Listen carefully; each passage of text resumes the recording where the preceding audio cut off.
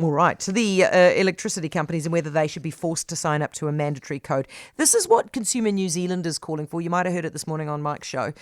Basically, in order to force your electricity provider to tell you if you're paying too much for your power and if there is a better deal out there for you. And plenty of people might well be paying too much. It emerged in November that, for example, Meridian Energy is charging some existing customers of theirs 11% more than they are charging some of their new customers.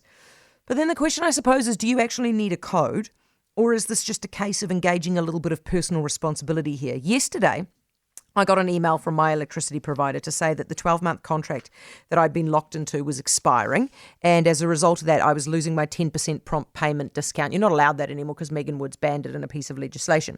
And so as a result, I was being switched to an open-ended contract, and if I wanted to, I could lock back in with them for another 12 months and then I could get myself a 3% discount. Now, obviously, that was not going to fly, right? Going from a 10% discount to a 3% discount. So this morning, after seeing the email last night, I gave them a wee bit of a call and I asked them if they could possibly just do a little bit better. And today I can tell you that I got a 14% discount and $200 worth of credit on my next bill. How good is that? All because I picked up the phone and asked them to do a better deal. Now, I'm not arguing against a mandatory code forcing electricity companies to tell us this without us having to pick up the phone. I'm not arguing against that because I'm not here to defend those companies. But I am arguing for a little bit of perspective here. It is the job of these companies to make money, and possibly as much money as they're able to make. So it shouldn't come as any surprise if they don't turn your cash away. And a mandatory code is not going to fix your problems if you're the type of person who just throws cash at business for no good reason, right? Because electricity is just one of your expenses.